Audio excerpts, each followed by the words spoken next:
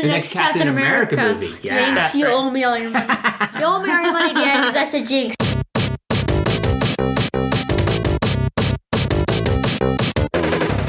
This is UnpauseIt, the podcast by a family of geeks.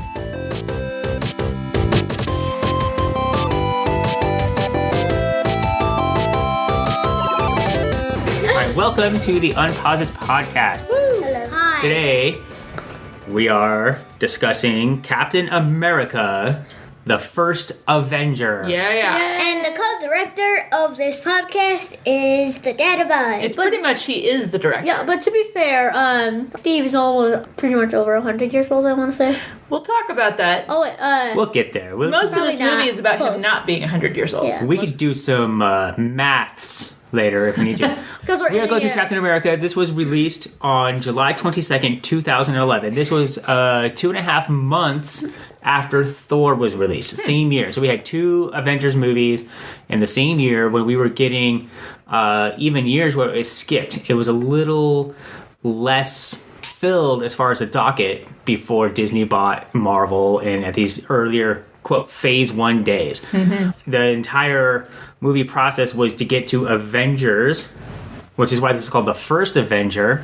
It is chronologically before any of the other movies, unless you count in Thor when they're 965 Right. AD or something like that. We had talked about that at the beginning of this. If Right. we were going to do this in chronological order, release order, we went with release, and now here we are. Yeah, release order is when we're watching things. This opened up 6 weeks or so after Thor, and nothing after that one. So Captain America First Avenger opening weekend was $65 million. Solid. Budget on this one was $150 million. When they get to phase two, the budget's ballooned to $200 million plus or so. Wow. It made $176 million domestically, $370 million worldwide. So it made its money back. I don't understand a word he just said. So it's just a lots of money. So for the kids who are listening and for the kids at this table, basically we're talking about it. Like, how was this movie received? So when a movie comes out, people will go to the box office and buy tickets, right? Black Panther is out right now, is it not? No, Yeah. February. Oh, but tickets are on sale. Yeah. Tickets are on sale, but they won't hear anything until opening. Well, and I did hear that this is the biggest pre-sale of tickets that they've had for any Marvel movie thus far. Oh, so they're going fast. Because Ragnarok was that way too. Ragnarok had a lot of pre-sale. But when we talk about these dollars, this is when people are buying the movie tickets to go see the movie. So if it's bigger dollars, it means more people said, I want to go see it, and most likely, I want to go see it again. So maybe Right. in the future we could talk about, like, in the context of how many PS4 consoles you could buy with that much money, it would be a lot. And Okay. more as you got. To make this numbers kid-friendly, what we're saying is with the opening week box office weekends, that's more for maybe the adults listening to. The kids can zone out for a moment. But my illustrating point was that they got more and more popular. And these characters, especially Captain America, were introduced here. And it was a strong introduction. And I think this means that a lot of people bought the DVD or Blu-ray or watched it at home on Netflix or whatever and said, oh, I like these. Maybe didn't go see it in the theaters, and that's why we're talking about it now. Money talk done. Let's go. So we're talking about technical specs. This was directed by Joe Johnston, who also directed like The Rocketeer, and he does a lot of good period movies, if you will. A period movie. Do you guys know what a period movie is? Set in the past. That's one that's like, oh, it takes place in a decade other than this. Right. Yes. We have Haley Atwell as Peggy Carter. We have Chris Evans as the Captain America. James Buchanan, Bucky Barnes. We have Hugo Weaving as another strong Marvel villain. Totally. I am pushing that we have strong Marvel villains. He is. I sense the trend. Right. Nick Fury in a scene that we'll talk about when we get to the back scenes there. We have Tommy Lee Jones in a great role in this one. Did not phone it in. It was a really kind of a role developed just for his type of thing. Who else did you mention? Stanley Tucci. Stanley Tucci is, I was going to leave that to you. Yes, Stanley Tucci is one of the best character actors out there. He's the guy who plays the Dr. Who's the doctor? Elson? Erskine. Erskine, thank you. Doctor, which doctor? He's the guy who sees Steve saying he just wants to go fight, and he's the one who interviews him for that medical, and then he's like, no, I'll give you one chance. And he's the one who actually developed Steve into the super soldier. So that was one of my, I think, the strongest additions to this, and he's not even in the whole movie. He's just in a part of it. Right. It's amazing. Yeah, so these characters are strong, but we're going to start with the Lady Disdain here and introduce yourself to the podcast now that the technical specs are over. I am Lady Disdain, Disdain with a Y. That is my Twitter handle, and I am the mother of this family unit and the editor of this podcast. I'm the sauce. What's your first name? I didn't say my first name. You don't have to say it first. How old are you, the sauce? I was going to say 256.1. But instead... But then something occurs to me. Better. 11. 11. I think the next time you don't say your age, you lose a week's worth of Overwatch. No. Oh, that's mean. No, That's cold. No, Yeah. not while I'm director. I'm 9.2 and I'm Furious Girl. Goodbye. Furious Girl, goodbye. Goodbye. Furious Girl with a 0 and 7. And you are... I am underscore the dad abides. I am not 11. Not 11. He doesn't even know his age. I don't even remember It anymore. feels like he kind of waffles between 41 and 42. I think you are indeed 41. Probably. 42. That involves math, and that's not my strong suit. 47. No, He's mind. 40-tween. 47. 47. I'll be 40 until I turn 50, and then I was just 50 until I turn Yeah, 60. it goes by decade. Just round up. Yeah, there we go. So, the sauce, superpowers. Let's talk about this real quick. Okay. Because this is an interesting one, right? Because we have another origin story. We have a Thor origin story, Iron Man, and now Captain America origin story with this going on. Let's talk about his superpowers. So he's just a regular kid from Brooklyn, right? Yeah. Until he wants to join the army, he wants to help. Until he becomes really buff. He becomes super strong, right? Yeah. How does this happen, Furious Girl? He goes into a machine and kabam. Right. Yeah. Right. Basically, his superpower is he doesn't have a superpower. It's science. That's truth, Willis. Well, there we go. Oh wait. But if I had to say he had a superpower, I would say he's Captain America. Like Thor, he needs no explanation. He's brave. Hi. He is so, and the movie covers this, he's so bent on going and fighting and doing his part for his country and fighting for people who can't fight, even though he is one of the people that can't fight at the beginning. He tries 5 different times to go overseas and be taken into the draft, but they're like, no, you're too weak. So his bravery, I think, is a superpower, and I think that gets alluded to by the doctor when he tells him why he was chosen. Right. So we're not going to get into spoilers on that part of it. You need to watch the movie. It makes it a good interaction between Stanley Tucci and Captain America.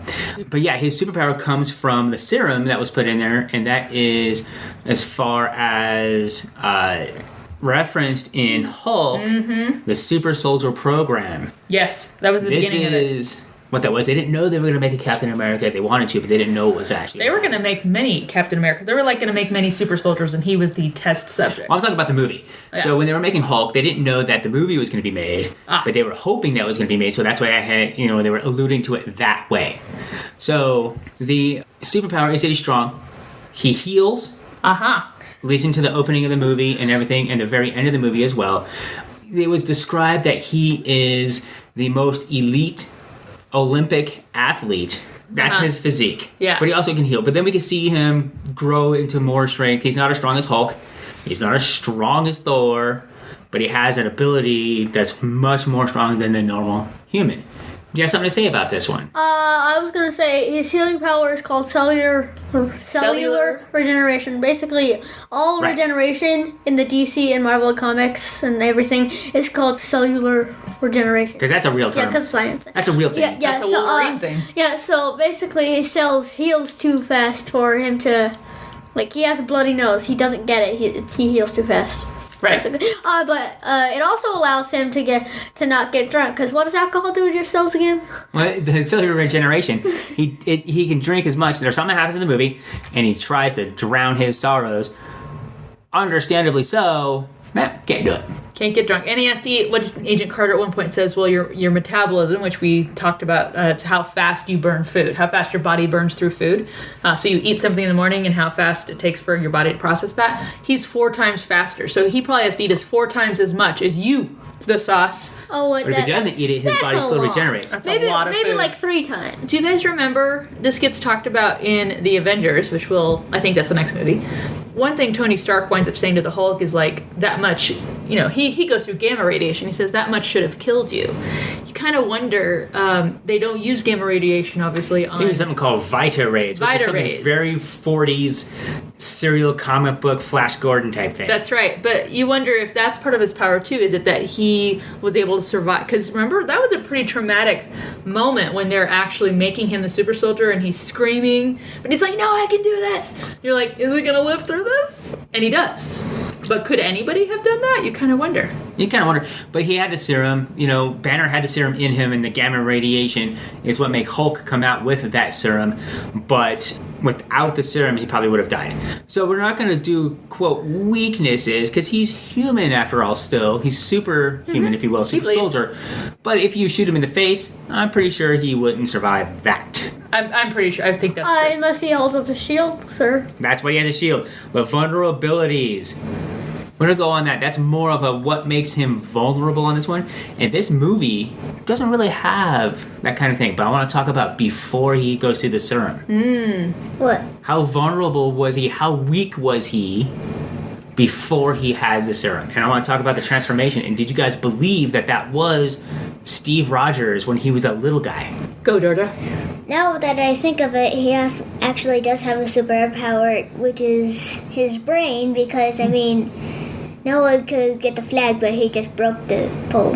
Right. So all of these super macho guys were running, and he's got asthma. He's tiny. He weighs 90 pounds, and he's in his mid-20s.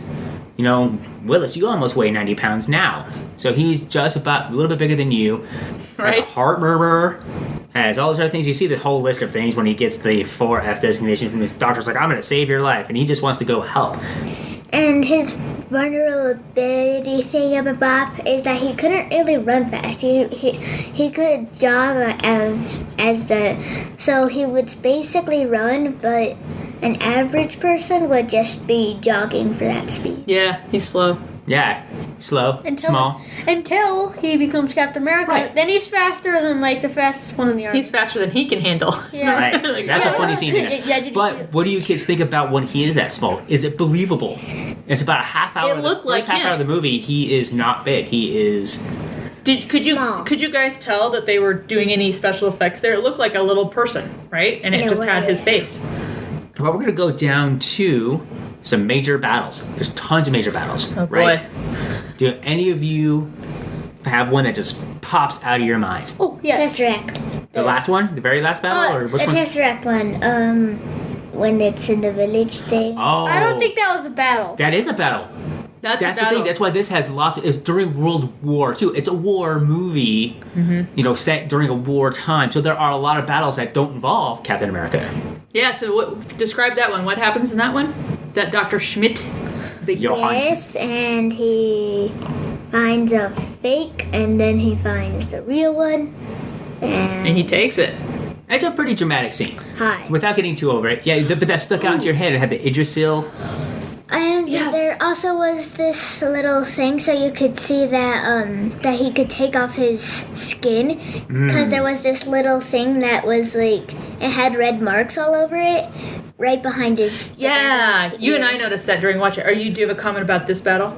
Well, I have a comment about the major battle. Okay, We'll come back. We'll come to you in a second. Right down. I want to point out, because the Databytes just said this. Yggdrasil, do you guys remember that? Where Thor is drawing the tree of the world? Yes, and there was a tree of the world on the wall. I love that they tied that in. So he's explaining to Jane Foster, so there's a tree of the world that has Jotunheim, Asgard, all these other planets. Tree of the universe. The tree of the universe, the realms. But then you see that tree on the wall, and that's where the Tesseract is hidden in that wall. Right. Now, so cool. Here's a fun little fact. That village that was destroyed by the Red Skull, and that's Schmidt, he's the Red Skull, is the same village that was in the Thor flashback when they had the Frost Giant battle there. Oh, that's the same cool. village. Wait, it is? Yes. Apparently. Reading trivia on these movies is something I do a lot. So remember in Thor when you hear Odin talking about, the Frost Giants came to Earth and tried to dominate it, and you see them come in and they freeze like that mom and that daughter freezes that village. Same village as this village. Isn't that cool? Well, Creepy. Right. no one would know. Like, no one would know that if they just watched the movie and not No, the trivia. you kind of have to put together, like watch them back to back and look at it. Because it says the village name, right? I think so. Yeah. So your major battle, the sauce. The first thing that comes, well, the first few things, when I think Captain America, the first thing I think about is that fight in the Hydra base where the base commits suicide. Oh, He self-destructing the destructs base. Yeah. He destroys the base. Right. Yeah, So, but then while I'm thinking about it, then I go back to the airship. Can we focus on the... well, no, this is a good point. Okay. Because that first battle was a small one-on-one between Red Skull and Captain America before Captain America had established his fighting skills, if you will, had practiced in the field of battle, really. Yeah. And then it ends. The movie does end with a climactic battle between the Red Skull and Captain America. Good point. So those two scenes right there kind of come across each other. How about you? I really do like Cap saving the prisoners. This kind of pings off what the sauce was saying. That I love when Steve, he's his first time actually being able to go overseas, but he's Captain America, the kind of, poster boy for war bonds. And all the soldiers are like, whatever, dude, we're fighting battles, you're lame. And he's just so like, that's what I want to do too, but I'm stuck. And I love that Peggy's like, that's really all? Your only choices are to be this guy, on stage or to be a lab rat. And I think that he finally, this is his first foray to say, I'm going to make my own thing happen and you're not saving these guys. I'm going to go save them. And so he goes one-handed, becomes Captain America and goes in and saves all of these prisoners, right? And gets them out. And the Dad Abides made a really good point. Did you guys see? So when Red Skull is seeing on the cameras, he sees Captain America fighting and beating all of his men. And right in that moment, he's like, well, we might as well give this whole thing up because he's going to we're overpowered. Our forces are outmatched. By one guy. Yeah, that's what I was going to say. Our forces are outmatched. What do you got? When Captain America is going through, he memorizes the map so he knows where to go. And he didn't really single-handedly sing about Fight the whole base. the prisoners out because Howard Stark and Peggy were Oh, yeah. Oh, they got him close. Flew him in the Yes. plane? Yeah. and then the bomb started happening, and that's when he jumped and things happened. Well, I remember you asked, too. You're like, how did he know where to go? And he basically had seen the map, and he had a compass. And that's it. And he got himself to that base to go save those guys, right? Right, and that's kind of explained later on when he's in the base and he sees that map and it's like, oh, it's about here, here, here, here, here. I only gotta look, and everyone's like, oh, okay. Nobody's well, perfect, I guess. And they're kind of making some comments on that, but you're right. He did have help, so he's fighting in this one. Schmidt says we're overmatched. He could have probably taken it all himself if he was that kind of guy, but he's empowered, basically said, give him hell all the way out to the soldiers, and they did. I did kind of steal off of the sauce for that battle. I also do like the whole lab battle. Right after he becomes Captain America, there's a battle there where that infiltrator blows up the thing, shoots the doctor, and takes off. And you see Steve. First of all, you see Agent Carter. Let's just talk about that. Sharpshooter with a 9mm. Sharpshooter with a 9mm, and she goes out basically and takes out the driver of that car speeding away. And it was like, You're like, dang! oh. She was not scared, and she was in control. And she was ready to get run over by that car. She's like, I'm going to get you. But then Steve saves her. But then he goes and takes off to run that guy down. Did you guys love the little kid in the water? Yeah, that's actually one of my favorite scenes. Okay, we'll get back to there. Now you can go ahead, and those are battles. There's so many battles in here. We're going to go to favorite scenes here in a moment. But here is a little bit of trivia, and this is what I knew about Stanley Tucci. So I'll interview with him. He took this role because he was given the opportunity to speak with a German accent, and he always wanted to play a role with a German accent. Because Stanley Tucci's American, by the way. Have a German accent. Yeah, he does really get in there. And I'm reading here a little bit of trivia. Yes. That Haley Atwell based her performance as Peggy Carter on Ginger Rogers. Aww. Which works, and we were talking about this. I was going to bring this up about that shooting scene. Yeah. She can do, quote, everything Captain America can do, but backwards and in high heels. Word. So she is just as strong as Wilt She's certainly not physically strong, but she's definitely a sharpshooter, and she's not a bad soldier, and she's like Coulson, if you will. Yeah. Oh. Right, yeah. So That's now we a can good- see where she's coming from there. But if you notice how the movie is done, she is attracted to Steve when he's a 90-pound weakling. Yeah, because she sees the potential there that there's more to him. It's the strong man inside the weak body that she was, felt attracted to. But we're not going to talk about that because this is a kids podcast and the kids get grossed out by anything Did like you that. have a favorite battle? They're all my favorite battles, but I would say the favorite battle would be the two that the Sauce did. Because you saw him go one-on-one with Schmidt when he took his... And that's when we get the reveal of the Red Skull. Yeah. And it's the special effects are amazing as well. And he dents the shield, the pre-Captain America shield. So this was based on the original one from the 40s in the Right. comic books there. And then Captain America just hits him and he knocks him back. And, his little henchman pulls it and separates him and everything, whatever. But that was a good precursor. And Bucky's like, I'm not leaving without you. Like, Yeah. And that precursor, that's Good old Bucky. for the next movie, Winter Soldier. But we are going to go skipping over the Stanley cameo right into the favorite scenes. Ah. He gets to pick who goes first. What's your favorite scene, Georgia? Nothing. You don't like this movie, What? huh? I hate it. How? What? Aw. Okay. Tough crowd. Well, tough crowd. Critic. You don't like Thor. You don't like Captain It's okay. America. No, Who she are ha- you? Where's Georgia? No. She's entitled to not like the So you movies. have It's okay. zero favorite scenes, zero scenes in there that you liked at all. That's fair enough. My total favorite scene is the dummy grenade. I love that moment when He's still skinny. yes, when is it the colonel? Is he a colonel? General. Tommy Lee General. I think you're right. When he's talking, he was like, "Come on, why are you thinking about Rogers? He's skinny. He's a little wimp kid. Why didn't you pick that other guy? He's a soldier." Harsh. And the doctor's like, "Well, he's a bully, and I'm not thinking of anybody else. Steve is the obvious choice." So and this just totally follows this line of he keeps going up against these tests, and this is a test, and the general takes a grenade. Makes it so it won't explode, and then he throws it and says, "Grenade!" And the whole little group there, everyone except Steve, dive for cover, and he puts his body on it, which is what a brave soldier would do in battle, because they say, "Hey, I will die and take the brunt of this grenade going off so nobody else dies," and that's what he was going to do if that grenade had been live, and that made him pass the test. It was no more a question saying he's the guy. Okay. Sauce. So, I love it when I also like he's still skinny. So basically, General's talking with the doctor. Oh, Stanley teaches that character. Okay, Yeah, Chris. and he pulls the pin. Right. I think it was an active grenade that was going to be filled with gunpowder later or something. I think it was just props for people to carry so that when they're running, they could carry the weight of a grenade and get used to it. Yeah, yes. Grenade! Right. And is this a test? He's still skinny.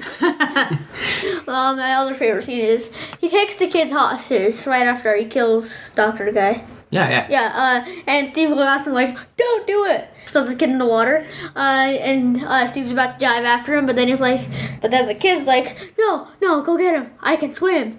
Yeah. then The kid's like, yeah, take care of this guy. I can swim! The You're like- kid wasn't scared either. Now the kid's like, "No, I got it. Go."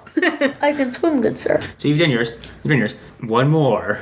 After Steve is chosen, right after that dummy grenade seed, the bunkhouse is just the Doc and Steve, and the Doc explains to him why he picked Steve. Right. Oh, so good. And that's good on a couple levels. That's good on a story level, emoting. It's got comedy. What? No fluids. What, drink it later, drink it now. I don't have procedure. But and just talking about bullies and why, a strong man doesn't value the power that he has. Right. But that lends also to Schmidt's backstory, too. Yes. So we get to see a little bit of why Schmidt is the way he is through that interface right there. And I think that's something other Marvel movies could take. It's like, don't need to have a whole backstory and then another backstory. But I did like, too, so Steve's running after that guy, and he's like, okay, wait a minute, I can go faster than I've ever gone before. And you see him poured on, and then he goes around that corner, whoa. And Hodge, while he's in the same group that doesn't get picked, he's not one of the people that gets picked, he's a finalist, kind of, to be a super soldier. He does appear later, he's in the 107th, remember? He's the one. He's at the base where Steve's trying to be like, hey guys, we're all on the same side. And they're like, whatever, we've been fighting. You get off of here and put the girls back on the stage. Yeah, he was the heckler when he was at the base. Yes, we know. So I want to go through the very beginning where can we start craning out? Like, you don't understand. And there's two SHIELD agents, looks like, or agents of something that go in there. I'm going to say right now, during my favorite scenes rundown, that should have been Coulson doing that. I agree. And there was a moment There was I'm an like, opportunity is for that. And that's not Coulson. That would have been But cool. it isn't Coulson. Going back to Gilmore Hodge, the Peggy punch. When she lays him out. Yeah, totally. The grenade test, I wrote that down as well. So the grenade test is one of our ones that stick out. But then when Bucky's like, not without you. And then we have the montage, because even Rocky had a montage of all the warriors and everything, the battle soldiers going with Captain America, and he's killing bad guys. He's killing Hydra and Nazis, doing soldiery things, which are not very pleasant, and kind of lose track of that because he's such a good guy, if you will. I think that montage is one of my favorite parts of the movie.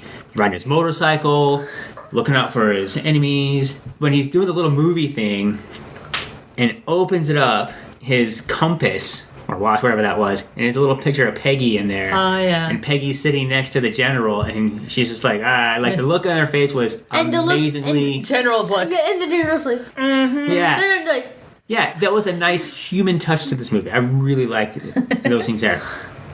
But as far as some of my favorite scenes, it is one of that battle scenes where the Red Skull takes his face off and it doesn't come back on again. And he always had gloves on. His entire body is red, apparently. It was because he was wearing shoulder necks.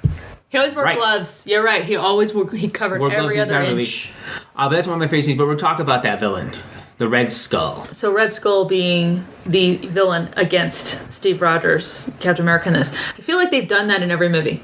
So if you think about, Iron Man, you've got Tony Stark. He's against Obadiah in the first movie, and that's kind of his counterpart, like the other person who'd be controlling the company. Right. You've got Hulk goes up against the Abomination, his counterpart, another guy who took the serums. Yes. Then you've got Iron Man 2, again, another counterpart, a son of a genius who helped, was with his father and son kind of thing, going against it. And then even Thor, he's going up against his brother, a counterpart to him who's could be another heir to the throne. I feel like they really created a nice balance here where now we've got Red Skull, who could have been what Steve was he not crazy and power hungry and tried the serum. He was such in a rush. Remember the doctor says, well, the serum wasn't ready. Plus, he was a really bad guy. Yeah. So I feel like I think they did a really good job with Red Skull. He was scary and you're like, crazy. So we're talking about him as a villain. He's a strong villain. So what do you kids think about Red Skull? Too scary, Georgia? No. I think Red Skull is, in my opinion, not a very good actor. What? Hugo Weaving is amazing. Why don't you think he's a good actor? I'd like to hear. I forget. Just your general impression. Yesterday I knew it was a bad actor somehow. Okay, well, Hugo, Didn't like the if you're accents? listening, what can we say? I think it was a strong villain. So the Furious Girl did not enjoy this movie. This is probably my second favorite Avengers MCU movie. It was my favorite Marvel movie until another Marvel movie came out, and I'll tell you what that Marvel movie is when we do that Marvel Winter movie. Soldier. I think he just dropped that one. Yep. There's something that when Captain America is picking out the shield thing, and there's the options. Stark says that Hydra's not going to use knives, like pocket knives, but they did. They use pocket knives? Right. So Yes. it's like, he's talking about the armor that he was going to do. Yeah, this, carbide steel, like it'll, deflect even the hardest bayonet. Oh, We're not going to yeah. use knives. But then he's on the Valkyrie. The guy pulls out a knife. That's true. Good call. point. Dang, I You're didn't even welcome. notice that. We're going to talk about the end credit scene. He's punching it. What'd you think of that? Are you here to get me in the real world? I'm here to save it. Furious Girl. 0 out of 16. So you don't like the end credit scene. How about you, the sauce? Remember, he's like punching it, and then they go into like, this is, and they It's show really short. a clip from the Avengers. It was like an Avengers trailer. I know. I remember it. I don't remember my rating, but I don't think I liked it. That's a good enough rating for everybody. I don't think I liked it. It's fine. I mean, it's so short. It's so short. And all you do is just see him and Nick Fury, and they're, okay, there's a new mission coming ahead. And it really is just like, okay, and this will get us into a trailer for the next movie, The Avengers. Which is what they did. It was that little thing, and he punches the thing down, get into it, and then he doesn't have to be. I mean, I am Iron Man when it was Nick Fury. It wasn't shorter than that, But that was short. But it didn't leave you going, oh. The problem was that they went into the Avengers. It was a trailer that they could have just done. Yeah. Just released it. It is the worst one of the MCU movie end scenes. Agreed. It is the worst one. It's like they're like, we're kind of lazy and just do it. So we're going to go over overall rating. I have given this movie 9 out of 10 red dresses. Oh, of course it's red dresses. It's Agent Carter. You guys, if you don't know, we love pop vinyl little figurines around here. And one Christmas I got you a pop vinyl of Agent Carter. A bobblehead red pop dress. vinyl, Agent Carter. No, it was from the Peggy Carter TV show. She Yeah, has a it's red her hat. outfit, but it's a red hat. Yeah, it's a red hat, different blue outfit. But that does speak to that because she has a red dress and obviously turns heads. Right, it stops the whole thing. Like, everyone's singing. They're like, oh, hey, whoa, Hey, what? baby. And it was cool. And she only wore that just to tell Captain Rogers, let's get to war. You know, turning heads. And she was like telling him, was like, after the war is over, we're kind of a thing. Kind of letting him know in no uncertain terms, really. Because she's like, oh, he's kind of an idiot when it comes to women because he was so inept about it. I'm going to be not subtle. Right. Furious Girl, give me a rating. 6 out of 10 red thingies. Red dresses. dresses. 8.7. 8.7. Yeah. 10 out of 10. 10 10 out of 10.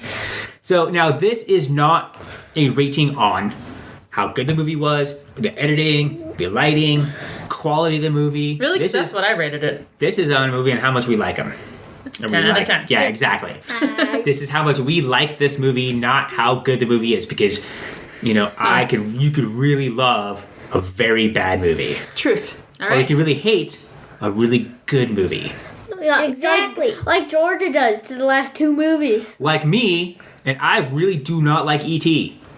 Wait, what's ET? Like a space Oh, you guys haven't seen it. I'm not sure. Wait, Yes, I have. Wait, Okay, you have, huh? wait, the little monster guy. Yeah, and Yeah, Elliot the red and phone. finger. Yeah, that sucks. Anyway, Good. half-hour screen time. Okay, the sauce. What is your for half-hour this- screen time? This is for this next week. What do you? Coming up. What do you want to do this next coming week? I wrote a question mark because I have no idea. I just downloaded Microsoft Java on your laptop. I know. So probably some Minecrafting both at the half-hour Yeah, concurrently for the maybe kids. some Zelda or some. We'll see. Play it by ear every day, right? Because last week you were like, I'm not going to have my half-hour, and you went to bed at 4:30. Yeah. Basically. Truth. Didn't I go to bed at like 3 once? No, not quite that early, but I think you've probably grown an inch in this last 7 days. At 3 a.m. once. Oh, that was on New Year's Day, though. I know. What is your half-hour screen time plan? Hi Pickle. It's a server that's on the Java edition Minecraft. It's called Hi Pixel, but I call it Hi Pickle. Just like this place. As a parent here who really likes the Captain America movie, 9 out of 10 red dresses, I had to like go back and write notes after the fact because I was just too busy watching the movie and I hadn't seen it many times. The kids, not so much, but the special features on the Blu-ray really appeal to the kids a lot better, especially the Coulson one. Totally worth it. The next movie is going to be driven by the sauce. Yeah! It is the Avengers. Yeah! This is the first time in cinematic history that we are not getting movies, we are getting TV shows as movies. Yeah! Which is why, after Joss Whedon exits, Soldier guys, the Russo brothers, their TV background. The TV background works better on this because they're able to kind of more serialize what's going forward. True. So next week, we're going to watch the Avengers and see these great epic battle scenes come together, and the sauce will be leading us home. Good job. All right. Well, thank you, kids. Thank you, guys, everybody. That was quite a lot of double heading going on. Good and day, we'll see sir. you next time. Good day, sir. I said Bye. good day. I'll see you next week. Sausage. Follow UnpauseIt on Facebook, Twitter, and YouTube, or visit us online at unpauseit.com.